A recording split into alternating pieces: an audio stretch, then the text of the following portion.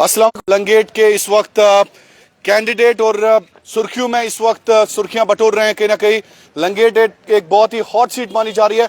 जुनैद साहब, सबसे पहले ये बता दीजिए कि काफी हेक्टिक रहा आपका कैंपेन, लेकिन आज भी कहीं ना कहीं लोग बातें करते रहते हैं और आप इस वक्त क्लोज कंटेस्ट चल रहा है लंगेट में, तो ये बता दीजिए कैसे देखते हैं आप?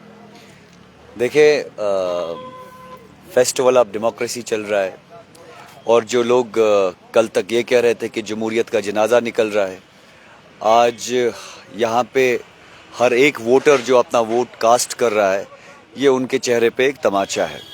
तो दूसरा, मुझे लगता है कि हमने इस इलेक्शन को बहुत इन्जॉय किया और लोगों के साथ एक हेल्दी इंटरेक्शन रहा। मुझे लगता है कि जिस तरीके से यहाँ लोगों की दुआएं मिली, नौजवान का जो विश्वास मिला और जो मुझे लगता है कि माऊं बहनों बुज़ुर्गों की दुआएं जो साथ रही, तो थकान का कोई नाम ही नहीं है। बहुत बहुत बहुत मुझे लगता है कि ये वाकई में जश्न जमहूरियत था।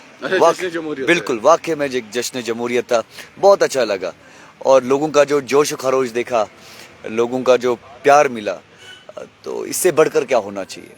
जी, तो जुनैद साहब, इल्जाम कई एक लग रहे हैं मशीनों के हवाले से। बहुत सारे कैंडिडेट्स जो हैं, मैंने एक कैंडिडेट को सुना, वो आप पे इल्जाम लगा रहे हैं कि मशीनों को लेकर, आपने सुना होगा।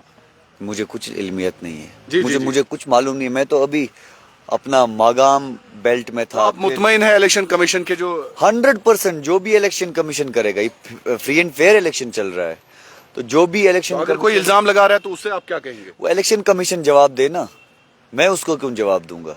अपना टाइम थोड़ी वेस्ट करना है। टाइम वेस्ट करने का टाइम है नहीं। इस टाइम लोगों से मिलने जुलने का टाइम है, बातचीत करने का टाइम है। इस आर्ग्यूमेंट पे पढ़ने का थोड़ी वक्त है यार। कोई कुछ भी बोल सकता है। तो जुनैद भाई, जैसे आपने अभी आज दिन में देखा, तो क्या पाया आपने लोगों में? क्या उम्मीदें हैं कैंडिडेट के साथ जो भी एमएलए बनेगा? देखो, लोगों की बहुत उम्मीदें जुड़ी हुई हैं। जिस तरीके से यहाँ लोगों को बार बार धोखा दिया गया, बार बार उनके जज्बातों के साथ खिलवाड़ किया गया, तो इस बार लोग चाहते हैं कि वाकई में जो इस बार वोट दें, ये जज्बातों को लेके लोग वोट नहीं देना चाहते हैं। लोग वाकई में देखना चाहते हैं कि उनकी नुमाइंदगी कौन करेगा।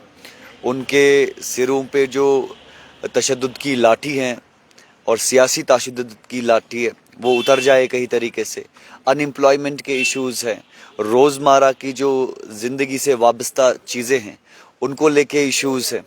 और इसी तरीके से यहाँ पे इश्यूज़ है पीएसएस के, सीआईडी वेरिफिकेशंस के, मतलब यू नेम इट। जो ज़रूरत ज़िंदगी से चीज़ें जुड़ी हुई हैं, उन चीज़ों से इश्यूज़ जुड़े हुए। तो लोग चाहते हैं कि कोई इनकी सच में रहनुमाई करें, कोई वाकई में इनकी नुमाइंदगी करें और उस तरीके से कोई इनको नुमाइंदा मिले। और तो उसी चीज़ को लेके आज लोग जोग दर जोग निकल रहे हैं, वोट दे रहे हैं। तो ये जो प्रोपेगेंडा था, ये जो आज तक लोग एक रायशुमारी को लेके वोट मांगते थे, लोग बाकी सारे जज्बातों को लेके वोट मांगते थे, मुझे वो जज्बातों को लेके आज नौजवान नहीं दिखा। रायशुमारी वाले को आपने बड़ा टारगेट किया और आपने ये भी कहा कि मैं साबित करूंगा कि दिल्ली में सौदेबाजी हुई है। 100%। देखो, सौदेबाजी हुई तो कैसे है। साबित करेंगे? पहले वो जो बेल का एग्रीमेंट है, वो तो जो जिन शराइतों पे बेल हुई, वो शराइत तो पब्लिक में आए ना। जैसे अरविंद केजरीवाल को बेल मिली, उसकी जो बेल की कंडीशन है वो तो पब्लिक में मौजूद है।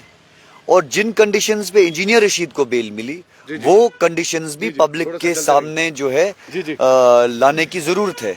और उनको जो बेल मिली है वो पुलवामा कोर्ट से मिली है।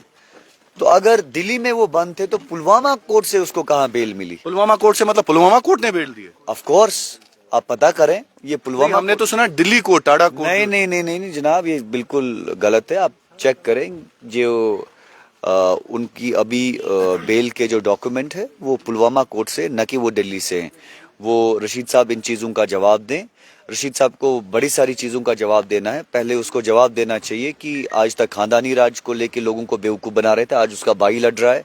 अभी तक रायशुमारी बेच रहे थे, आज रायशुमारी का नामो निशान कहीं नहीं।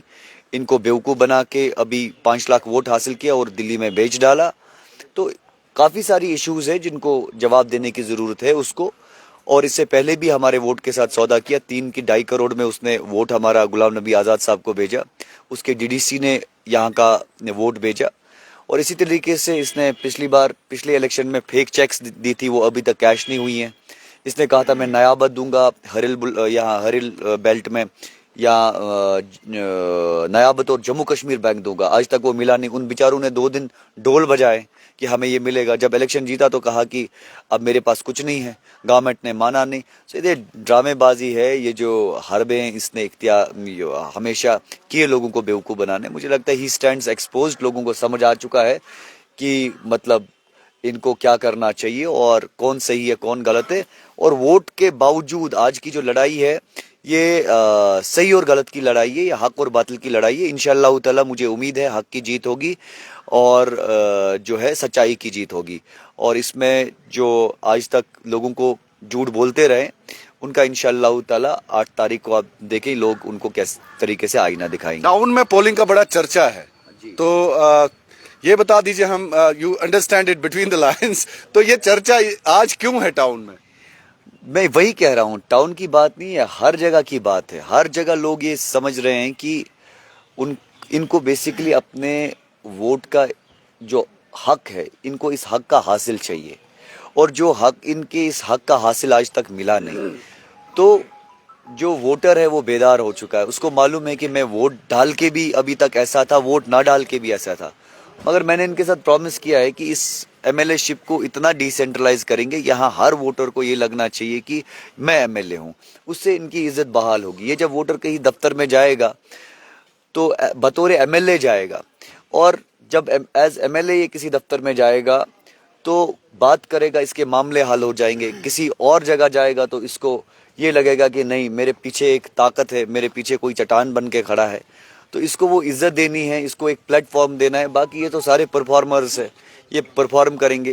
प्लेटफॉर्म इनको आज तक मिला नहीं, वो प्लेटफॉर्म मैं इनको दूंगा ताकि अपना काम करें, अपनी बाकी जो इनके रोज़मर्रा के मामला थे खुद से हल करें।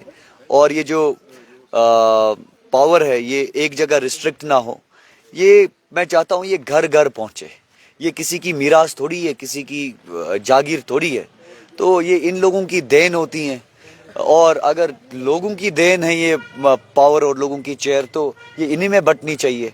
ये एक जगह क्यों हम बंद करके रखते हैं? जैसे इनकी तरह की एमएलए शिप भी घर में रखनी है, कल को अभी पार्लियामेंट का बोल रहे हैं वो भी घर में ही रखनी है। आप इसमें देखें, कल को सरपंची भी लड़नी होगी वो भी घर में लड़ेंगे, पंची भी लड़नी होगी वो भी घर में, म्युनिसिपल बीडीसी डीडीसी कर को बोलेंगे, सारा कुछ घर में ही रखेंगे, लोगों को कुछ नहीं देंगे। मगर ये तो सब लोगों का देन है ना, हमें लोगों को देना चाहिए। और लोग बादशाह है, लोगों को जो मर्जी लोगों, ये बेसिकली इन्हीं का सब कुछ दिया हुआ है, इन्हीं को देना चाहिए। चलिए जुनेद भाई, बहुत बहुत शुक्रिया, wish you all the best and along with you other candidates, राजकुमारी वाले और बाकी जो हैं इरफान पंडितपुरी साहब और बाकी भी कांग्रेस और आई थिंक कांग्रेस के और इंडिपेंडेंट कैंडिडेट्स भी है। Thank you so much for talking to me. तो बात कर रहे थे जुनैद मीर साहब। और लंगेट में कहीं ना कहीं इस वक्त बहुत कांटे का टक्कर चल रहा है और लंगेट में देखना होगा कि नताइज क्या होंगे। हम आपको 5 अक्टूबर शाम 6 बजे बताएंगे कि आखिरकार एग्जिट पोल के मुताबिक लंगेट के साथ साथ बाकी कंस्टिट्यूएंसी